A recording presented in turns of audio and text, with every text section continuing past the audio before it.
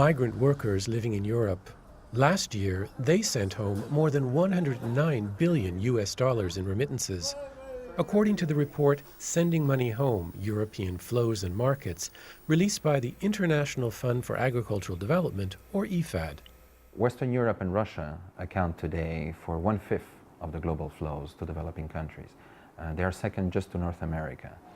At a time when unprecedented numbers of migrants and refugees are trying to enter Europe, the IFAD report focuses on migrant workers, like Melina Safranca, who make up 90% of migrants worldwide. Melina lives in Rome with her husband and daughter. Some of the money she earns is sent to the Philippines to support her 2 teenage children. I come to Italy because my children wants to go in high university and to become a doctor. Although the reasons may vary, when added together, the small sums that millions of migrant workers in Europe sent home last year tell a much bigger story about survival and opportunity. In 2014, 1/3 of European remittances, or $36.5 billion, went to the Balkans, the Baltics, and Eastern Europe, while the remaining 2/3, or $72.9 billion, went to over 50 developing countries outside of Europe. Despite these numbers, the report says remittances from Europe did not represent a significant outflow of wealth, amounting to less than 0.7% of individual country GDP. The money that Melina sends home to her children is earned cleaning houses and babysitting in Rome. They need money because if you go to university in Manila, we need money to pay tuition fees and allowances. In addition to education, the majority of remittances received in developing countries are spent on necessities like food, clothing, shelter, and medicine. Very little is saved or invested.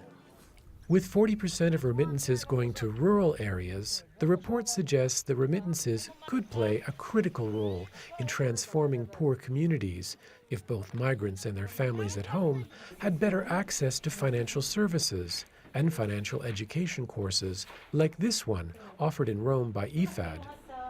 Migrants taking part learn about the benefits of saving and budgeting, as well as how to start their own businesses or make investments in agriculture in their home countries.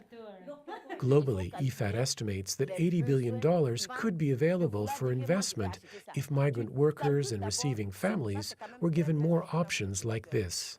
Remittances present a crucial opportunity for financial inclusion, and the reason is very simple. You have millions of people sending money to their loved ones in developing countries, and they do that from cash to cash. If we could only channel some of that into the financial service providers network, it would have a tremendous opportunity for financial inclusion. It would be able to bank millions of people. Another opportunity to increase the impact of remittances is to lower the cost to send them.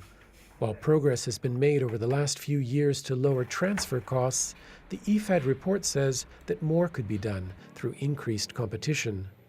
In the case of Europe, for instance, if you could reduce by only 1% the cost of sending remittances, this will be equivalent of $1 billion in savings.